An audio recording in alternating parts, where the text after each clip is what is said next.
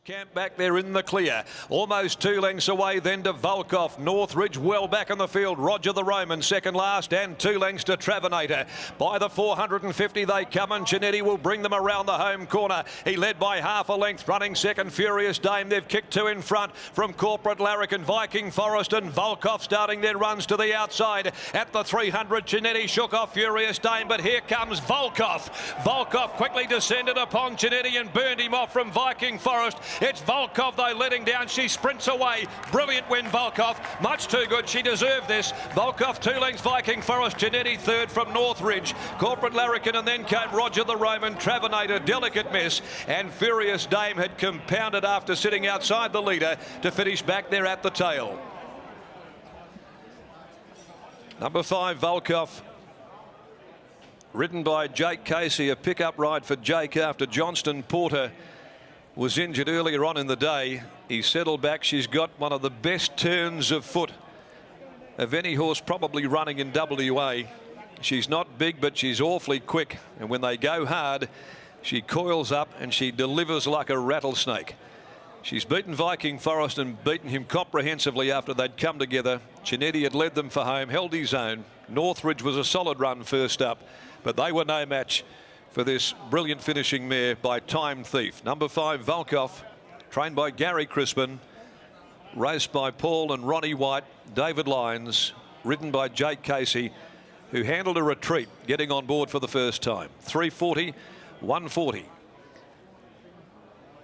We'll take a look at the Super Tab totes there, because they're a little different to the screen display here at the moment as to those that are currently on Sky Racing. And we'll get the confirmation of those numbers. But 2 lengths, 1 length were margins in 105.88. It's 5:11, 8 and 2. Volkov, a great victory. It's her 8th in 22, and she certainly turned on a show this afternoon.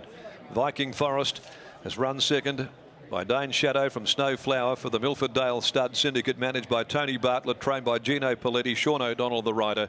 Chinetti third in by Bletchley Park from Clare Castle, prepared by Paul Jordan for Harvey Crossman, Laura Oakley, Paul Van Lowenhout, Ian Johnson, also Chris Chalwell, Mrs. J.D. Bond, Ross Fitzgerald, also K and L.J. Bell, Dallas Hogan, G. Prater and B. Maney. Craig Staples there, the rider, and Northridge was 4th home. 35.68. She's a mare that can run blistering sectionals herself, and she conceded them a head start, and she mowed them down to win brilliantly in race 4. Race 5 is the Starstruck Classic at 3:22. A field of 10 to run in the next event of the day. In the meantime, let's go down. Here's Mark Olmos, and he's with winning trainer Gary Crispin. Thanks, Darren. Gary joins me. Gee, what a turn of speed. You must be wrapped every time you see it, and she's still got it. Yeah, she's a pretty exciting mare. She sort of, yeah, I'm speechless, you know. She just keeps giving. It can do that to you. We saw down the outside, and we were talking so much about the leader bias potentially on the fence. Gee, she put that to bed in a couple of strides, and what a great effort by Jake Casey as well on board. Yeah, and like last start, she was probably a little bit lucky, you know. Unlucky she got caught on the rail and didn't sort of get a fair crack, but it's made up for it today. And tell us what you took out of those 2 Group 3 runs in the Prince of Wales and the Colonel Reeves. She was outstanding for a mare who's never been in that company before. Gee, she showed her best, and back to this class, she looked to be too good. But tell us about those 2 runs at Group 3 level. Were you happy with them? I think they were good runs. I think the horses that won were probably a little bit good for her. But we're saying that she never drew a gate. It probably would have helped.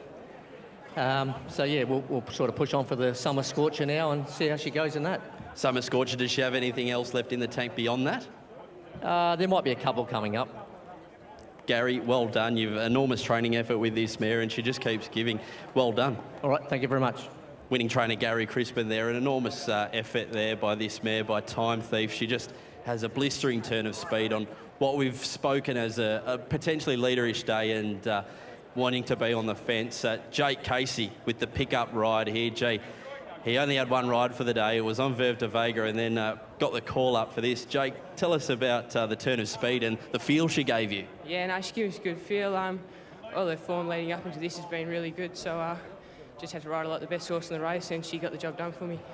you were travelling pretty comfortable in the race with the speed up top, but were you confident all the way through? Yeah, I was with the speed on. She got out good and got into a nice spot, and yeah, she's travelling well the whole way and finished off well.